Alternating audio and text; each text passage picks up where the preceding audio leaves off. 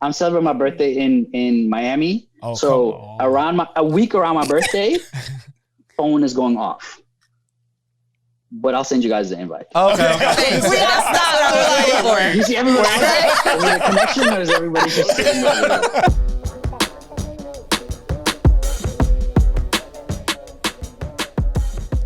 Creative people, what's going on? Welcome back to another episode of Creatives Are Essential podcast, where we are having therapeutic conversations for the creative mind.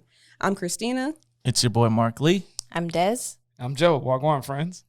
Yeah, and today we have a dope person with us, man. Dope. All the way from, currently he's in Dubai, but talented, like, musician, producer, artist, like, we have Full All Crate. around. Yeah, Full Crate. What up? Hey. What's up, everybody? How y'all doing? Good, man. Trying to do as good as you. You chilling right now? Yeah, cold chilling. Don't mind if I do. I am very comfortable right now, and I get to do this in full comfort of my hotel room in Dubai. Yeah. I'm not complaining. I can't complain. How you guys doing? I'm doing great. Cooling big time. Yeah. For those of you watching, he just got finished working out, okay? So he needs to chill out. Don't you dare judge this man, okay? First of all, whether there was a workout or not, don't judge. Yeah, Right. Period. We all deserve to chill sometimes, you know. Mostly the setting is a little more fancy than this. So, Yeah, It's all good. you know, let me enjoy the simple things in life. that's it. I love it. The only But thing no, we're missing thank is you. our pillows, you know? Yeah. Right? I told you this before, but like we'll fix it in post. Don't worry. Yeah. Yeah. We're just We'll Just cut him definitely out fix that. and put him in front of a Yeah. desk. That's hilarious. And you have to do it in a way where it's obvious that it's fake. Yeah, Right. exactly. Yeah. Go. It can't Right. Don't be. make it realistic. we'll just put ourselves in beds. Forget the pillows. That's Just- it. Yeah, we'll gonna all have be in beds. Yeah. Perfect. I like that. Okay. Perfect. I like that. Yeah. Well, thank I you like for that. But no, go ahead. go ahead. You go ahead. No, I was just gonna say thank you for hopping on with us, man. Like, you're in a whole different time zone, so we Yeah. appreciate it. Thank you for having me. I always appreciate a good conversation, and this feels like it's going to be a really good conversation. So, I think you're right. No pressure. no pressure on you. He's gonna get Or off on like, me. Man, that sucked. Well, let's jump in. Like, for people who don't know you, you know, Yes. tell everybody a little bit about yourself.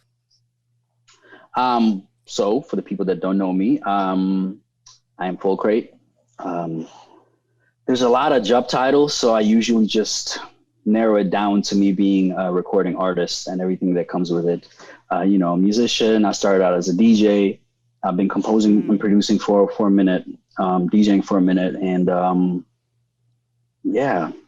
just enjoy creating overall. And it's not only music, you know, I enjoy creating visuals, and I just enjoy art generally. And Yeah. creating art makes me very happy, just like it does with a lot of people around the world. But music has been the main focus, and I'm very fortunate that I get to do it as, you know, as a job.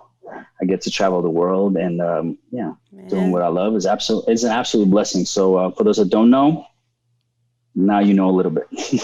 That's good. I'm just trying to be like you when I grow up. Right. Stop it. So you said you started off DJing. So tell me, like, how you got into that, and then what's been the progression of your music, your journey.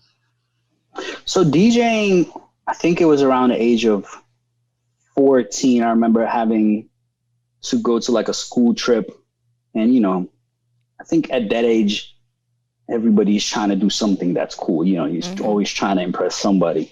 I was trying to impress the girls, and the easiest way for me, and I still am, but more back then, an insecure guy. Like, I wasn't always like, I got this, you know? And I found that art was like a dope escape for that. And I felt cool. It's one of the things that made me feel cool, because I didn't feel cool as a teenager. So I think it was like a high school trip. And then, man, I don't even know what we DJ'd on, but it was like one of those whatever amateur installations, and we were just like playing music and really going in, pretending like it's an actual party that we've seen on TV or in music videos. So that's the first one of the early memories, or maybe like somebody's birthday. But then fast forward, I think 2 years, maybe 1 year, I was at the actual high school party. This is a different high school because I moved around as a kid. We can get into that in a little bit. But I remember, and a big shout out to the guy. His name is DJ Wexfiend. He's a famous and very talented DJ from Amsterdam, and he was DJing a Biggie record. I don't remember which Biggie record, but I remember it being Biggie.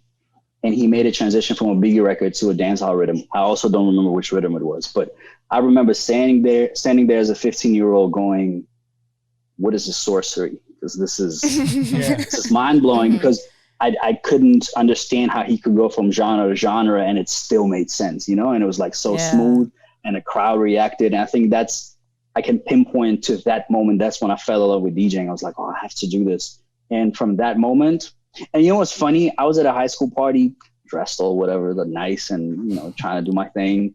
It's the girls, and, in case nobody noticed that. But that moment made me forget about everything and everyone. I feel like I was just staring at what he was doing the rest of the night, just trying to understand and decipher the sorcery, And then that's kind of how I got into it, and then spend all my lunch money on records, because this is like I think I caught the tail of the whole vinyl situation, because it was like the transition from most DJs were playing more MP3s and using laptops and stuff, and I was still trying to be like hardcore, like, no, I'm gonna go to Fat Beats and buy my vinyl. And that's where the name comes from, Full Crate, because I used to carry a lot of record cases, like more than necessary. And some of the OGs would actually say, look at that fool, kind of like, look at that fool with all those crates. So originally my name was That Fool Crate, FOOL Crate. So, but then the girl I was dating at the time, she was like, maybe you shouldn't call yourself a fool, because, it's not a good way to start your career. Right. And I was like, that's a good point. And then we switched it to Full Crate, because my crates were always full. So that's dope. That's that's in a nutshell where the DJing started. And then from there, I think it was like an obvious transition, because most producers would then go DJ and most DJs would then become producers. So it was just kind of, and the people and all the DJs I would look up to, whether it was like the OGs or the new school guys or whoever, all of them would do both. So I was like, hey, I want to do this. And I always wanted to produce. And, obviously it doesn't start, because people also get it twisted. I know probably that, but a lot of people don't understand the difference between making beats and producing, because it's like two different worlds. I can now say that I produce, but back then I was just making beats, because there's like a huge difference. But and the producing and the DJing for me went hand in hand, because my ultimate goal at the time was to play the records that I was making. And then on top of that, having like the extra goal, having other people play my records, that seemed so like unreachable. And now to walk into any club anywhere in the world and hear my records being played most places is like, that's a flex. Yeah, It's pretty dope. Yeah. All right, now you just said like there's a difference between like making beats and being a producer. Like for maybe some people out there that might not know the difference. Like Joe, myself. True.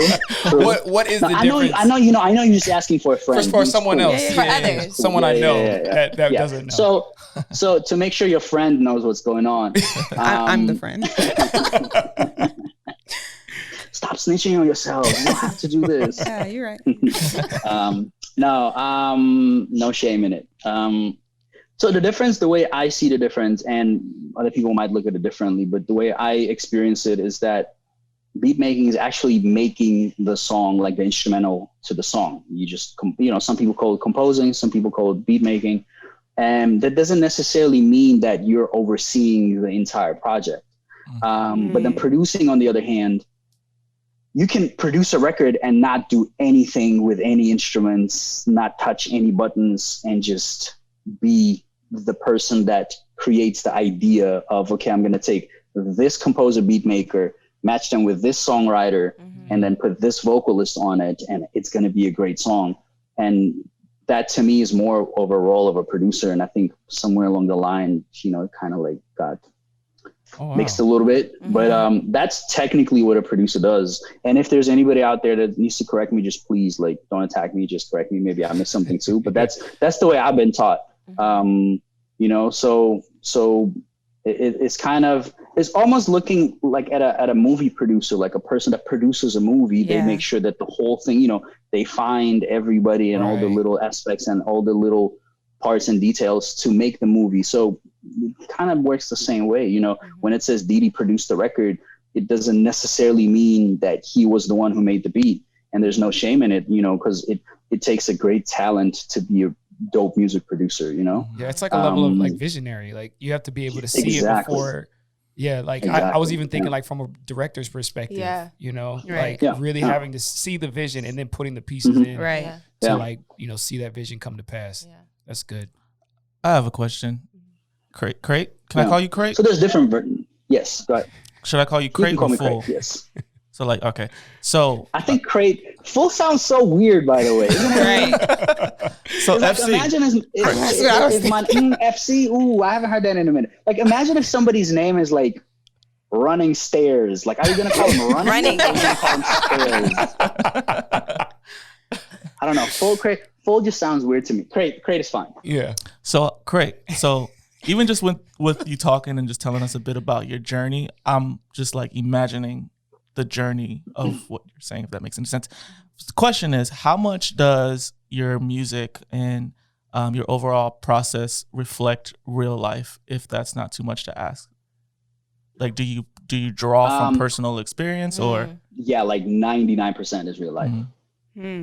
Yeah, there's definitely some room for like fiction, but I think fiction is like maybe fiction in the moment, but I've definitely experienced it, or, you know, on some goals, like, oh, I want to experience that. Right. That's what I want to experience. So then it becomes fiction, but I feel like that's more so like speaking it into existence and putting it out there into the universe type writing whenever I write. But yeah, most of it is very personal, because I've had a period in my life where I was like chasing hits, you know, the industry hits, like the standard, like, oh, if you do this and da-da-da. And I don't think that was for me, because I noticed that those records never really took off.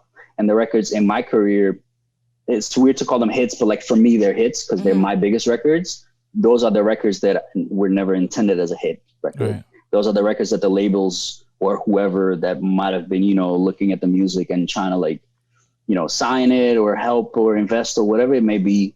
Those are the records that most people are like, oh, this is a weird record. I don't know.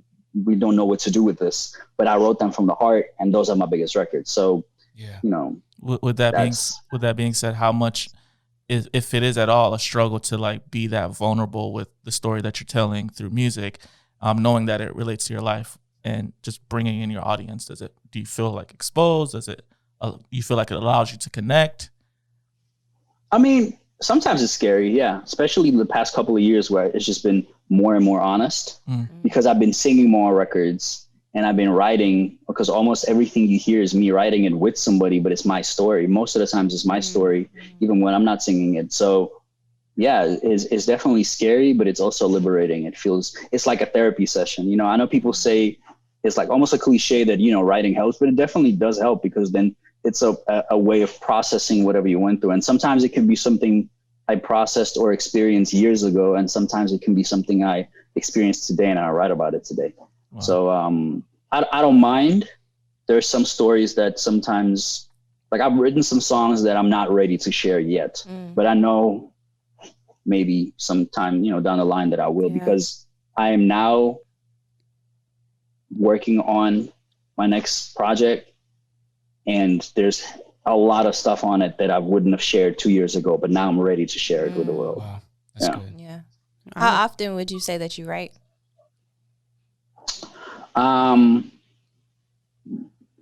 A lot, especially this past year, because let's be realistic, a lot of people, like, we didn't really have anything else to do. You know what I mean? Like for as an artist, as a traveling, I was a touring artist. I was on the road all the time, whether it was live shows with a band, which I was focusing on more the past couple of years, or doing the DJ gigs, which then became, because my DJ gigs weren't DJ gigs anymore. They were like DJ performances. I would still play a lot of my own music and a lot of custom edits and stuff. So it becomes like a showcase more than just a DJ gig. So a lot of shows, and then going from that and living in hotels and airplane all the time and airports to just being at home all the time. And luckily I was very blessed and fortunate to have a beautiful home in Amsterdam and have my studio.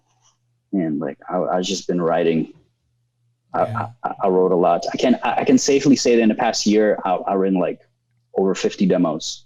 Oh, wow. And, Nice. Yeah. And that for me, that's a lot because I come from a place where I couldn't even write one a month, and then to write. And this is just the ones that I actually exported. So imagine how many like sketches and ideas there are there that I never bothered to finish or, so.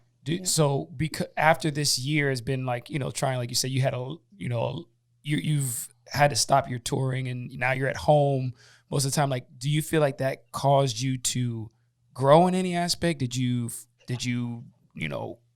kind of take a couple of steps backwards? Like, what was this process like over this past year? Honestly, I know for a lot of people, this has been a difficult year, and for the obvious reasons, like I get it. For me personally, it has been one of the best years of my life. Like last year, wow. 2020 has been, it was difficult for the things that, were challenging, but I was in a very blessed position to be able to keep on doing what I'm doing and focusing more on composing, writing, and singing and releasing more music, which kind of, did its thing and worked out, and like creating a bigger following around the world. And I'm Armenian, so I come from a place of like, my family always taught me like, roll with the punches, no matter how difficult it gets, like make the best out of the situation. And I feel like I did that without even really thinking about it. It was just like me and my management, we talked about it like, okay, are we going to wait till everything goes back to normal to release music? Because a lot of artists around me were like, that first month when the first wave hit, like March, April, everybody was like, we'll wait, maybe in the summer it goes back. And I was like, I'm not really sure because this one feels weird. So let me just continue doing what I'm doing. I just continued. I was doing like bedroom sets, for my studio, like online, just continuing with what I was doing. And to answer your question on more of like a personal level, I was already set on taking some time for myself to grow as an individual. I stepped out of a very long relationship after like 8 years almost. And it was a very difficult time for me to begin with personally. So I was ready to just spend time by myself more and be alone more and just focus on me and my own personal growth. Like a lot of mental health, like my mental health was like a project. I was like, okay, I'm now going to take this. I was taking it seriously before that, but now I was like, okay, this is like the first big step that I was always scared of taking. Like, being by myself alone is a scary thing. I'm not really used to it because I personally spent most of my 20s like in relationships. So, so it worked out in a way. Like the whole Corona situation worldwide forced me to really take the time to really take that step back. So a long story short, it's been great. I think the growth I've made over the past year is like a personal growth, but also as an artist, because I feel like my growth as an artist comes from the growth you make personally. So I had to work on myself. There's a lot that I needed to fix within myself and look in the mirror and be like, you're not the person that you claim to be, or, hey, this is still, and it's work in progress, right? We're never there. But this past year, I can say that I'm really, really proud of the growth that I've made as an individual. That's dope. Yeah. That's really good, man. That was real. Yeah. I think if anything that we can appreciate, like just talking to you, is how like real you are. So I just want to say kudos to that. Real quick question. So I'm assuming you're part of the visual aspect of your music as well, correct? Very much a big part, to a point of you're talking to the visual aspect. So with that being said, the first question is, when do you sleep besides now? Right. Actually, it's very possible to get 8 to 9 hours sleep a day and still manage to do all those things. Don't tell us that. It's possible.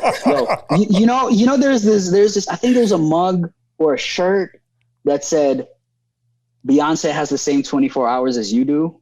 Yeah. And I've seen that somewhere like years ago, and I was like, that's true. Like she has the same 24 hours, and she can do Coachella and raise kids and marriage and run a bunch of businesses and be flawless.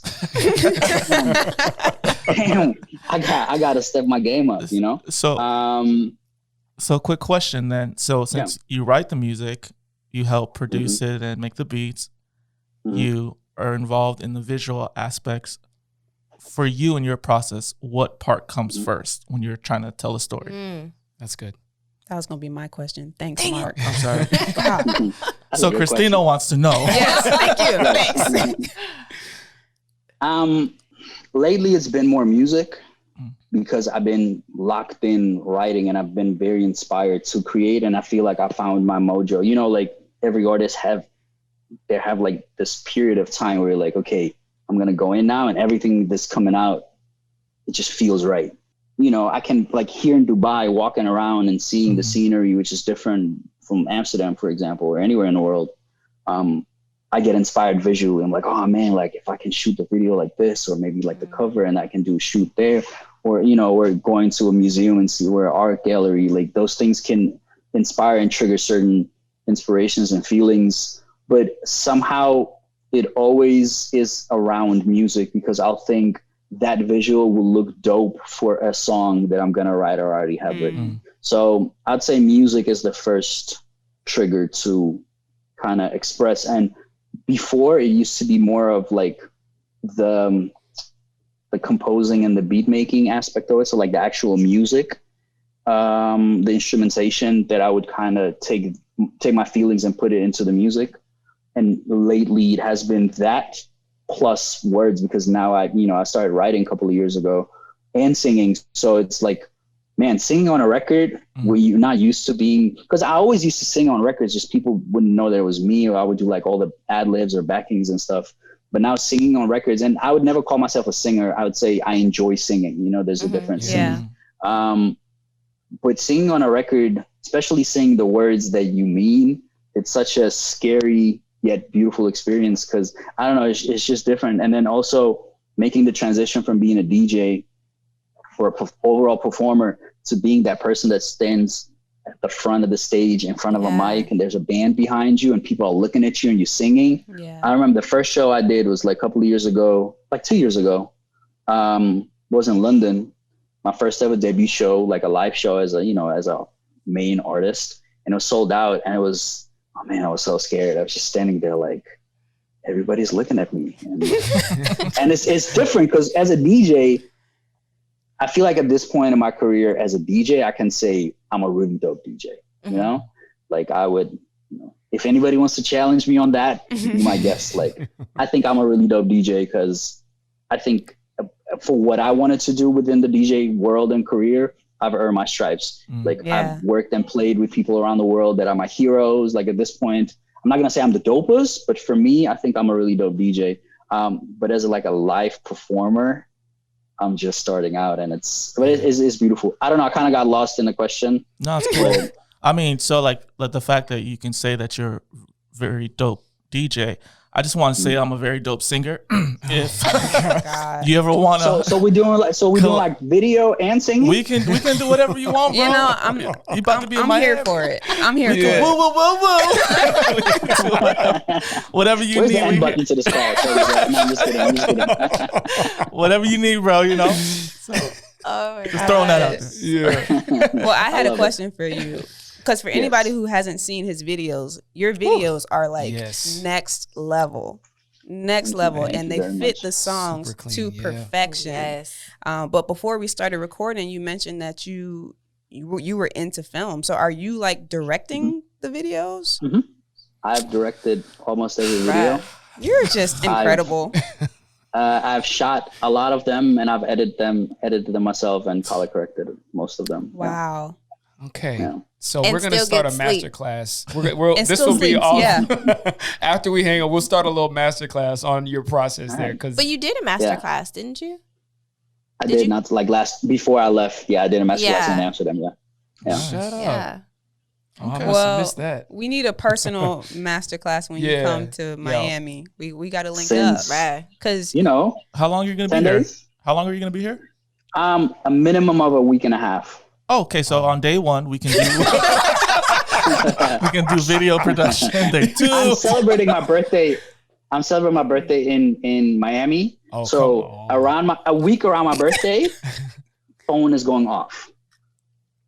but I'll send you guys the invite. Okay. That's not what I was looking for. You see everybody else? Is it a connection or is everybody just sitting but no, you know what the thing is with the whole visual thing? So I graduated film school, as I told you before we start recording. I graduated film school as a sound design. So I got my major in sound design. So technically I could mix and engineer like a movie in like Dolby 5.1. That's what I graduated in doing. But I never really continued with it because I started my own company, my sound design. Do you guys know what sound design is? Mm-hmm. Yeah. Just in case. Yeah, like just little like. For those that don't know that are watching. For those that don't know, long story short, when you watch a movie, for my friend that wants to know.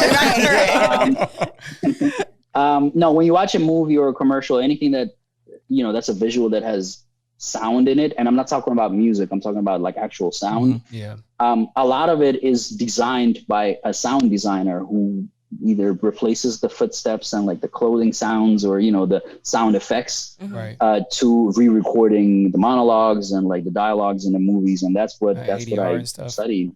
Exactly. They would just like go in, and that's like you can choose whether you want to do it on set or if you want to do it on, in post-production. My thing was more post-production, and I wanted to become a Foley artist, which is the person who re-records all the sounds in the studio after the movie show. Because imagine if you watch in a movie, like, I don't know, a big, Hollywood movie, a lot of the times it was like big action scenes or there's like somebody, running or stuff like that. On the set, the director is screaming, okay, faster, and action on dig, and car, and this and that. So you're not going to hear the people talk because you're going to hear all the machines and the cranes and everything moving, everybody running.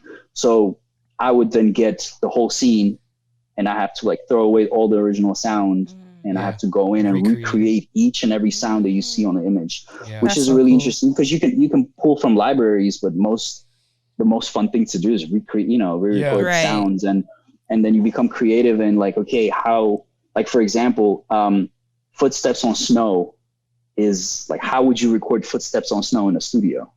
And I don't think there's a lot of studios out there that would actually put snow in the studio because it's going to melt too fast and, like this whole thing. And then to go outside that you don't have the clean sound because then you're still going to have the wind and the surroundings. Right. So there's like different hacks, different people use, I think you can take like a bag of flour, baking flour. And then like when you kind of like crush it slightly, it has that crunch. So, it's like those little things. And I think that really helped me soundscape my music. So whenever I compose any record and produce it or, write some things, because I also engineered, so I mix my own records most of the time. Actually all the time. I started working with a mixing and mastering engineer the past couple of years, but I'll explain what that person does in a little bit. So that allowed me to create more of a different sonic for the songs that I make. Not to say that I'm this, but I think I really enjoy diving into little details because I want people, just like every other composer out there, I want them to listen to my music and kind of enter a different dimension, like a world, and not just be like, hey, it's a song. Yeah. This may sound random, but do you feel like your mind is always going? Like if you do something ordinary and you're like, you're out and you just see like, oh, I can do this and that and all this different type of stuff. Yeah, it's really annoying most of the time. Yeah, right. Because it's really difficult to take a day off. Yeah. And I know for most creatives, it is difficult to take a day off because we have to kind of figure out like, okay, I love my job because it's my hobby, but at some point I have to make sure I don't have a burnout and all that stuff. Right.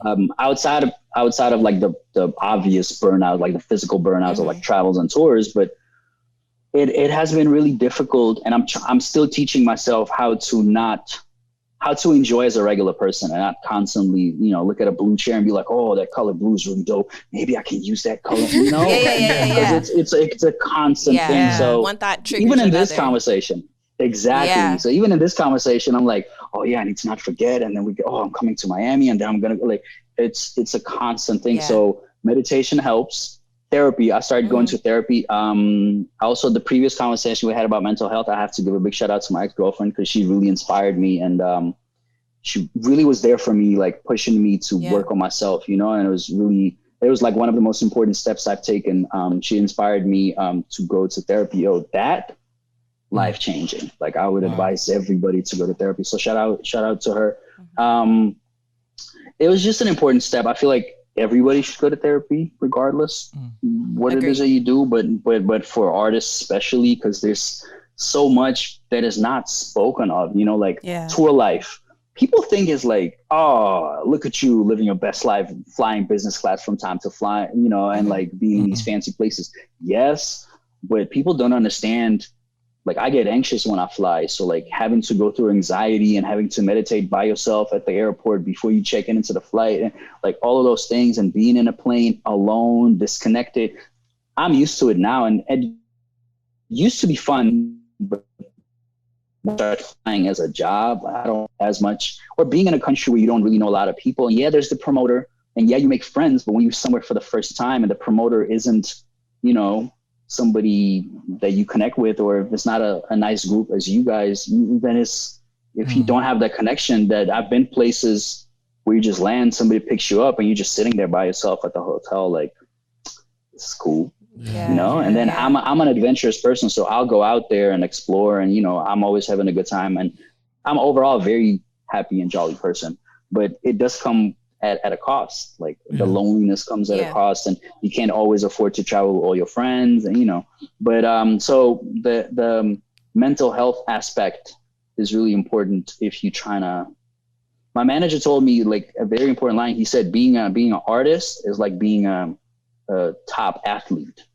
Like you have to constantly, you got to train yourself to be, and I know it's like a whole different, you know, game, so to speak, but like I constantly have to physically be okay, because otherwise I'm not going to be okay mentally, and the other way around. If I'm mentally, like for years, I wasn't okay mentally, and not in a way where people would notice, but I wasn't okay with myself, and everybody's insecure, right? But I was really going through it, and that didn't really allow me to have the output that I have now, you know. And once I've taken the time to go to therapy and taken the time to work on myself, I noticed that it's just easier for me to get to the things that I want to get. I'm far from where I want to be in the output. I think the potential of output, the higher output is definitely there, but I'm also not trying to push myself. So to answer your question with an extremely long answer, yes, I do overthink a lot. And I process things constantly, and I try to. I just started reading a book which a friend of mine recommended. I think it's called. Let me not butcher it.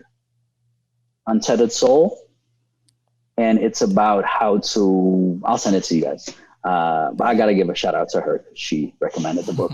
But and that book, I really resonated with the book because the book talks about, and I'm just like into the book. I just started, and the book basically speaks about how to control that voice in your head, kind of like how to mute it from time to time, because I feel like all of us, you know, everybody has that voice. So yeah, you gotta jump in sometimes, because otherwise I was just I was gonna ask, like, you're talking about the mental side of things. Would you say that it's that's your biggest struggle as a creative? And if not, what is? I think that is part of the biggest. Is that the biggest challenge? You call it challenge? Struggle. Yeah. Struggle. You said struggle. Is that the biggest struggle as a creative? I would say so. Yeah. Because if I'm feeling great here, I'm about to kill it. Like I know I'm gonna have a great show. Yeah. But if I'm, man, I don't know how I'm gonna do this. Like I'll still kill it, but it's just gonna be different. I think sometimes you gotta be in that messed up state of mind to create certain things, you know, because not all records come from like, ooh, I'm so happy. You know, the dopest records come from like, oh man, I was feeling. Those are the records that really. But yeah, like my biggest record that I have till date is called "A Storm on a Summer's Day," and I wrote that about my relationship at the time, about my girl, and I was so super in love 5 years into the relationship that inspired me to make that record. So that's like the happiest record ever. But it's interesting how some people somebody told me the other day, because in the song starts with me saying, where Gaida, shout out Gaida, who sings the record, But we wrote the record, and I remember telling her in the session, it was the first session we ever had, and I said, listen, I have this record, and we're kind of listening to it, and we had great conversations, and I said, yo, I really want to start this record with the sentence, it's been 5 years, I still love everything about you, because that was like the truth at that moment. And then she sang, it's been 5 years, I still love everything about you. And to me, it was my little like reality. I was talking truth, like that's my reality at that moment. That point in time. But somebody else told me that they thought, damn, we haven't been together for 5 years and I still miss everything about you. So that's kind of like, it's funny. It's not sidetracked here, but it's interesting how people listen to your music and words and make their own story out of it. Right. So yeah, but no, the mental health is definitely one of the biggest struggles for me creatively, because sometimes I think I've gotten to a place that I'm really proud of, where I don't let a really bad day get in the way of me creating or functioning as a business owner or a professional. That's tough. You know? Yeah. It's really difficult. Like for me, I would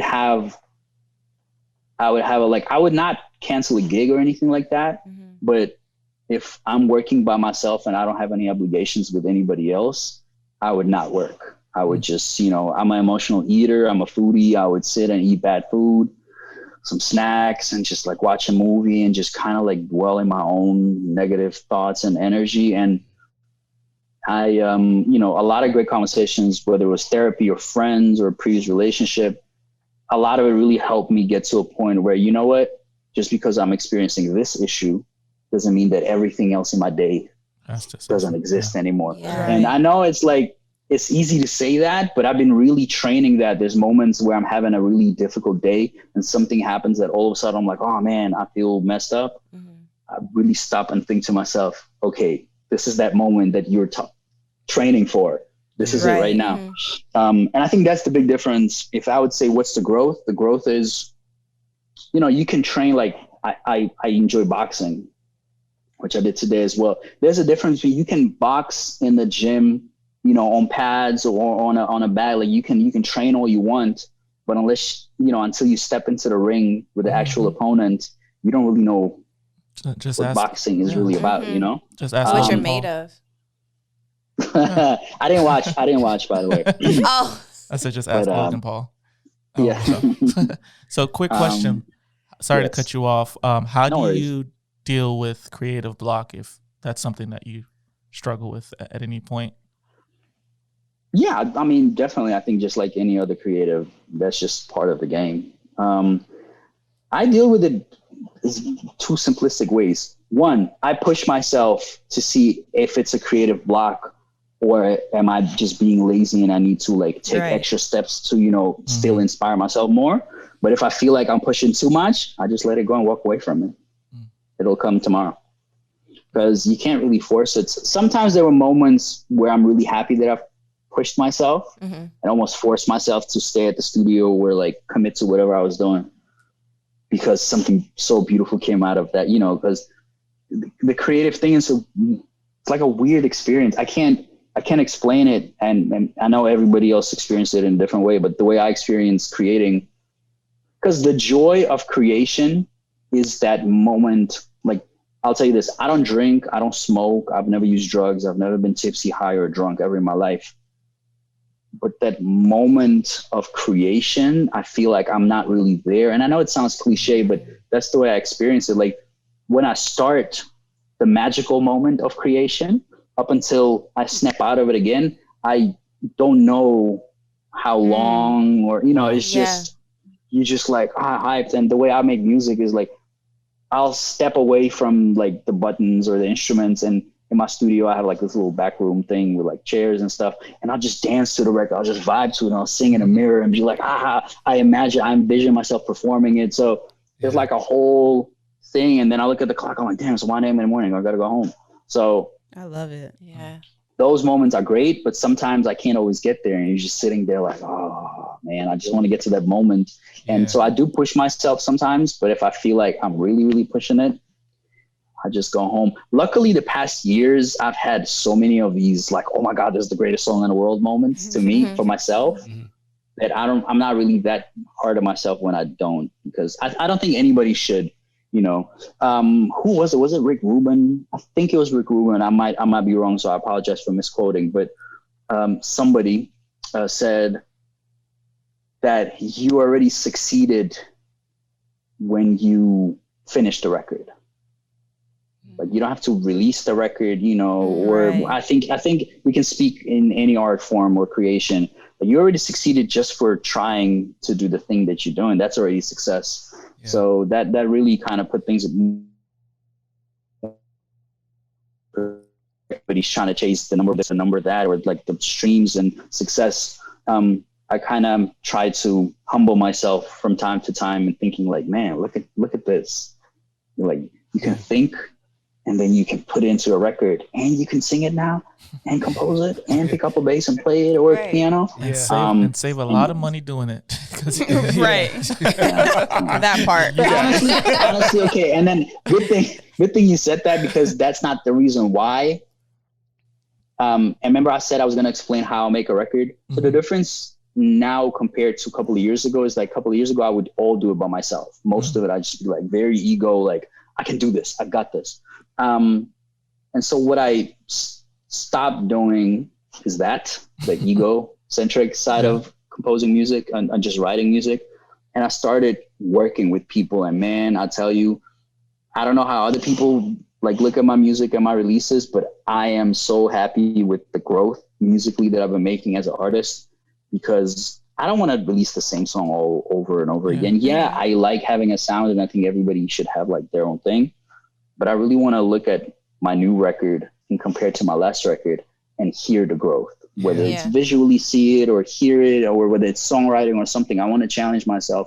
I always say, once a record comes off too easy, and there's difference, right? There's the records that you wrote in 20 minutes or an hour or 2 hours or 5 minutes because it was just like, you just had to, you know, get it off your chest. Those are different. Those are the fast sessions where you don't even know what the fuck happened. You just wrote the record and just came out. But then there's I'm just doing the one trick pony. It's just like so easy because I already know what I'm doing. Those records I never put out anymore.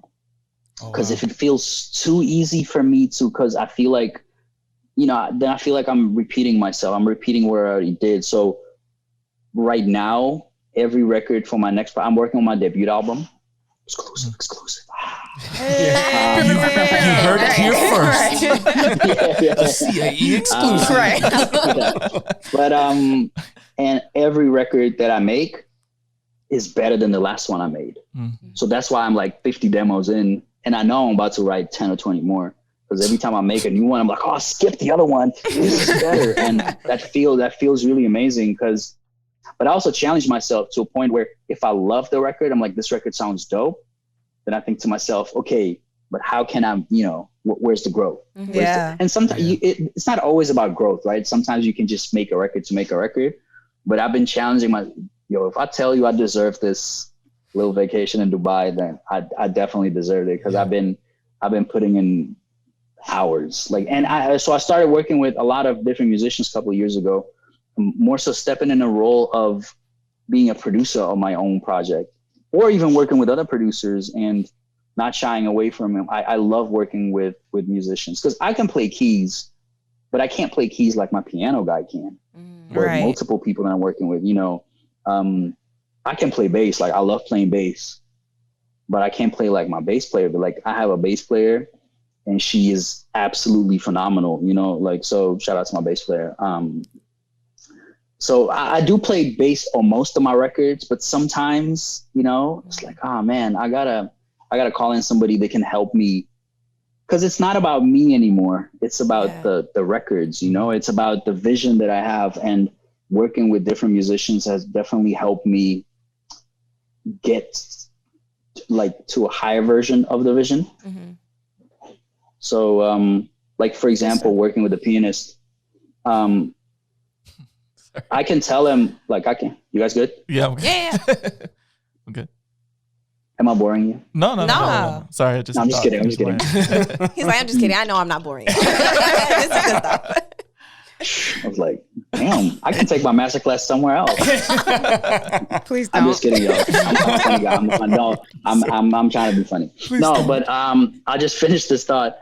The difference between working by myself, like I said, I can play keys, and if I have an idea, I can play it, but it's not going to be the full idea of what the potential it could be. So when I sit with my piano guy, you know, I'll tell him I want da da da da da da da da da da da, and I could play it very simple, but he'll give me like, oh, you want the church version, the pop version, the R&B version, or this version, or maybe inverted. Let's make it minor 7 or a 9, and like, oh my God, like a kid in a candy store, you know, like all these, and that's so inspiring to me because then I feel like I have complete freedom, and I don't have to.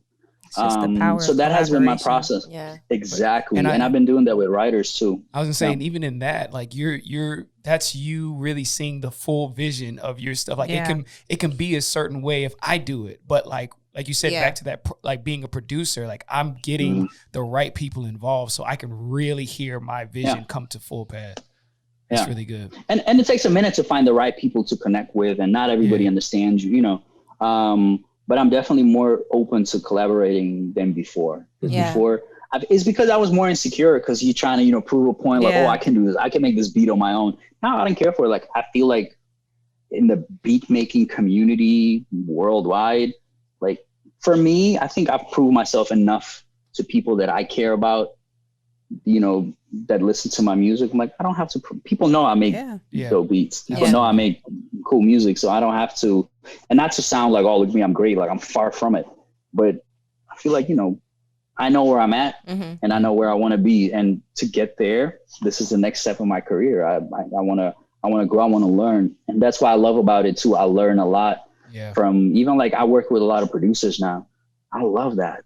Just having somebody else, you know, somebody telling me like, yo, did you ever think to maybe put like a 4-count bar before you get into this hook here? Maybe it could work. And I'm like, oh, damn, I didn't think of that.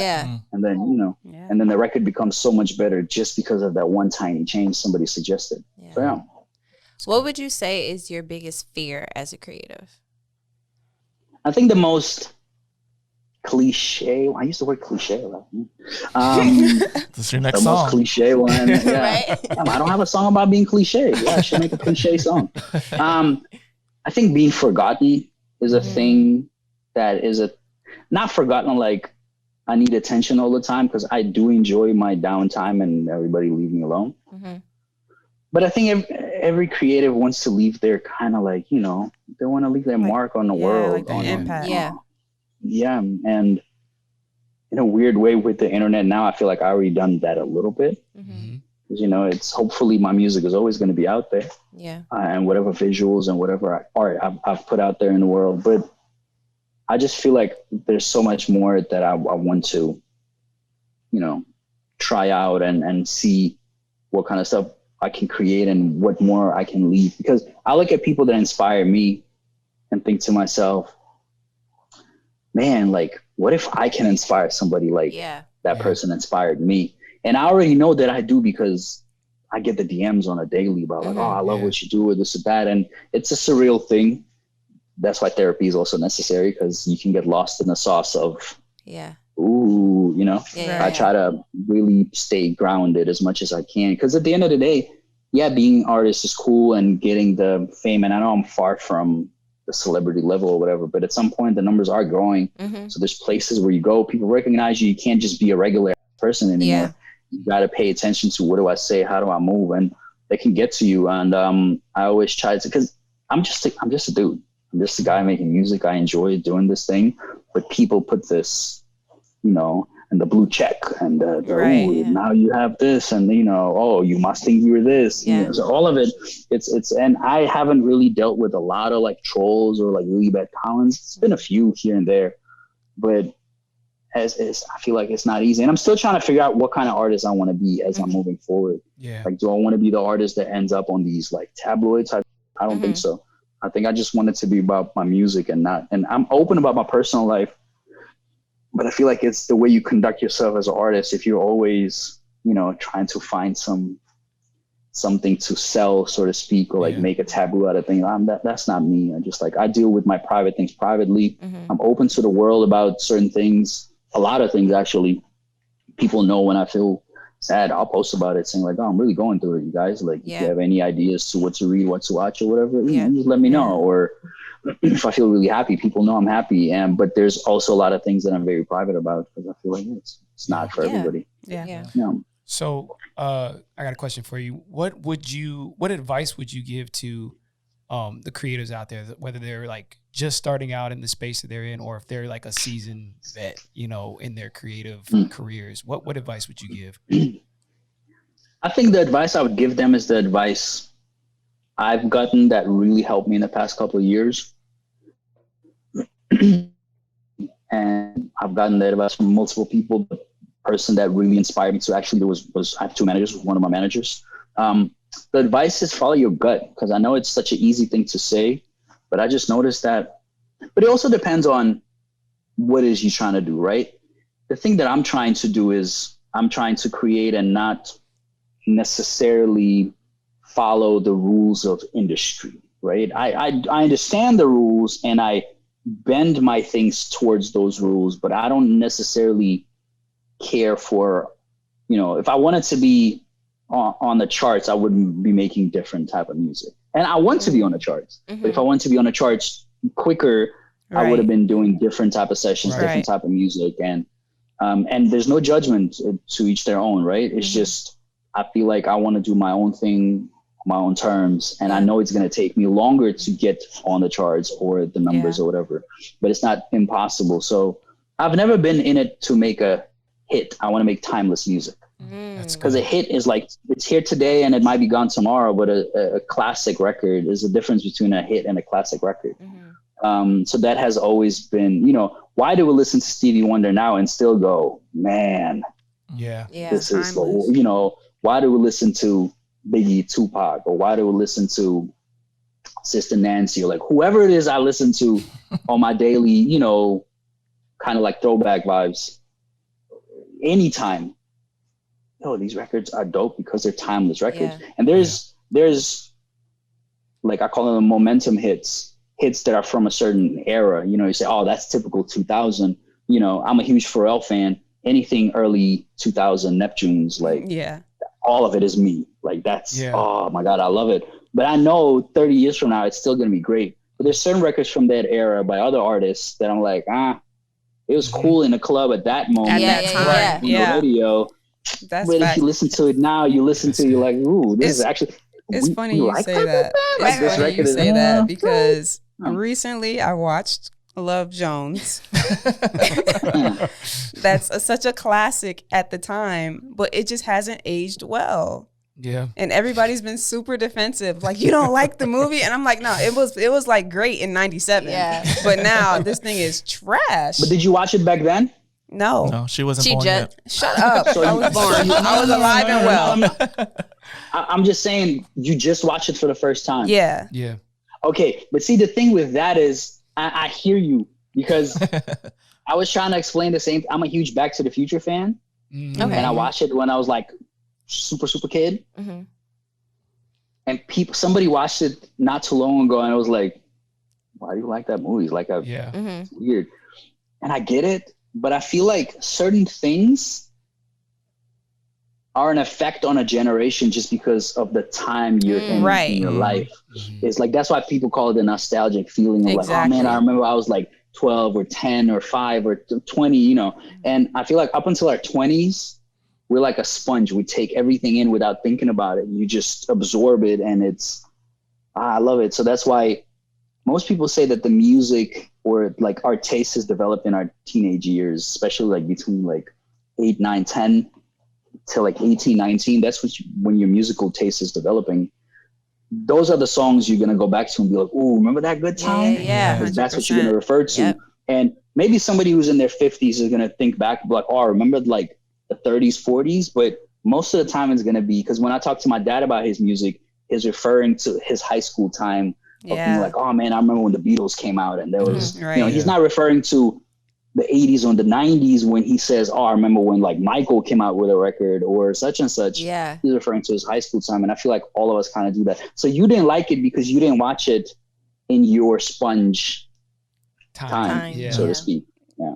Real but quick, that's the way I think about it. Yeah. I guess. Real quick, speaking of music, I'm sure you have a lot, but you can only choose one. If you had one song that you produced, wrote, made a video over that you wanted to be remembered by, or that's your favorite, which song would it be and why?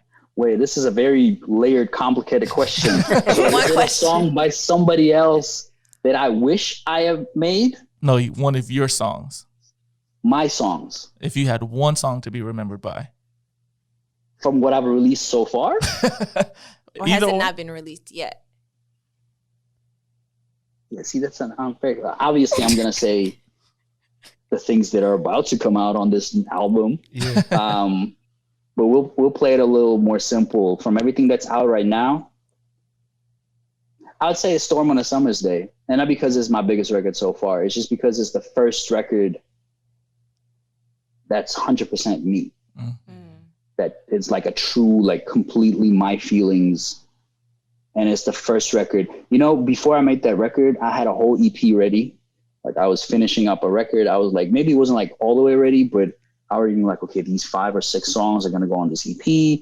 And that was fresh of me stopping in collaboration with you know, somebody that I truly respect and look up to, that I used to work with for years, Mar.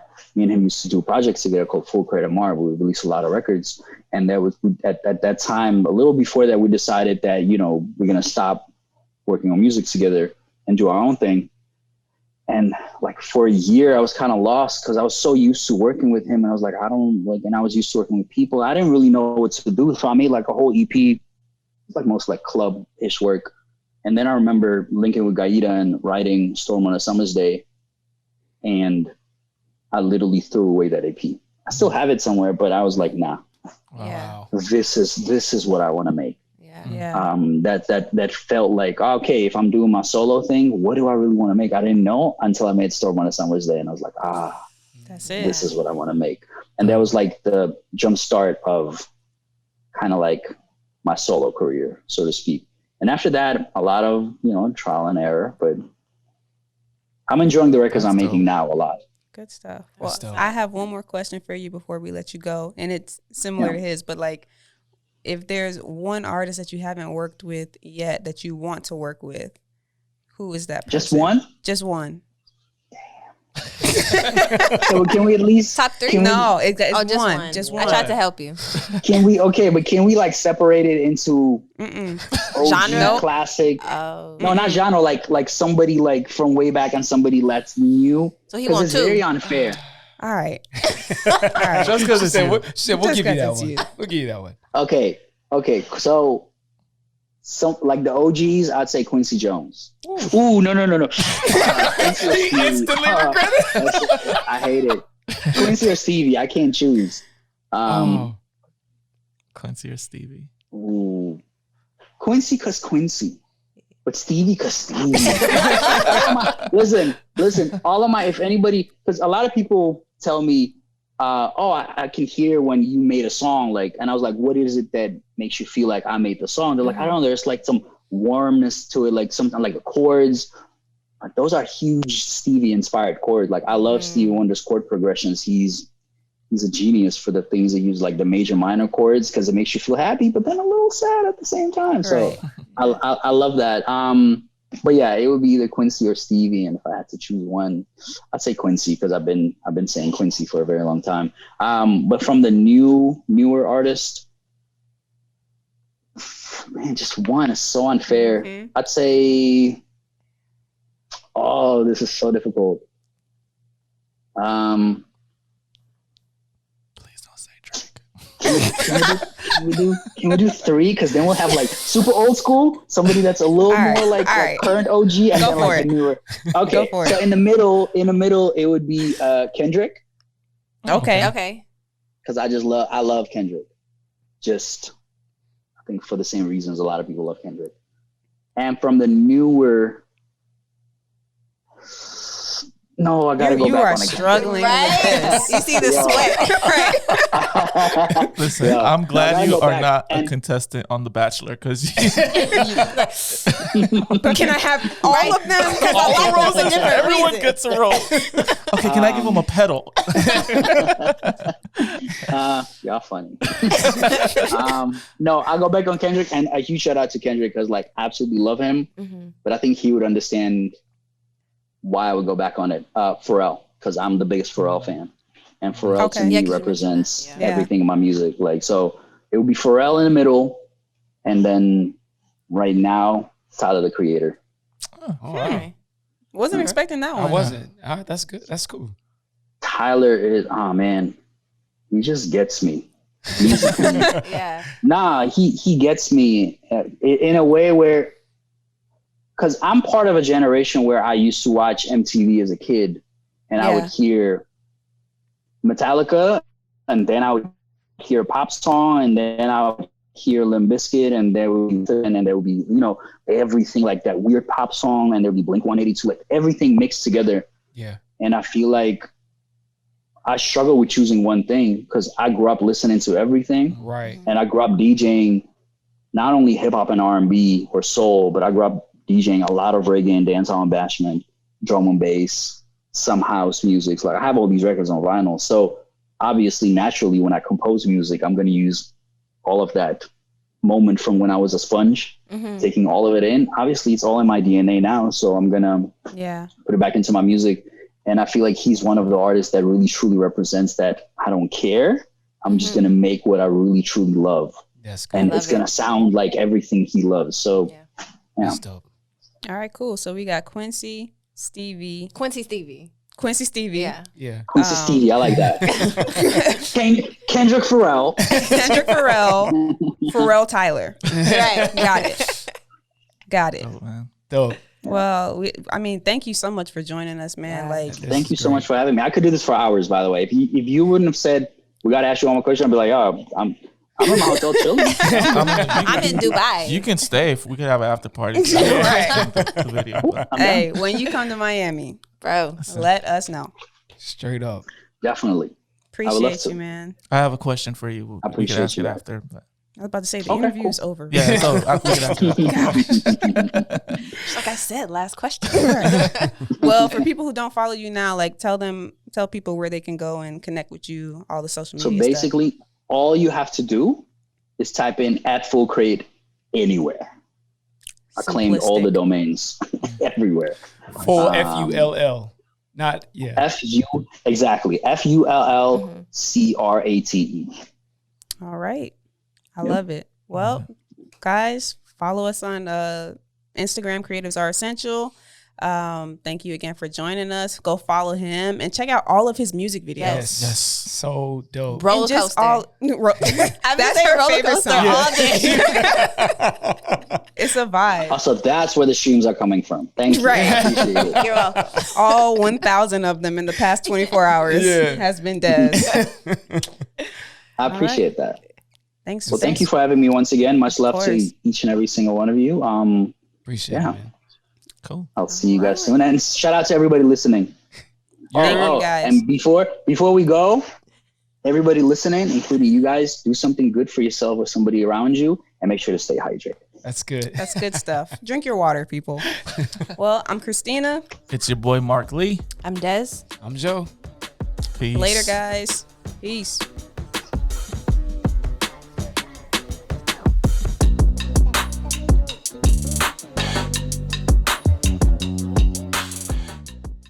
Yo, I've been drinking so much water, all this air bubbles. I was trying to not during the interview. I was like,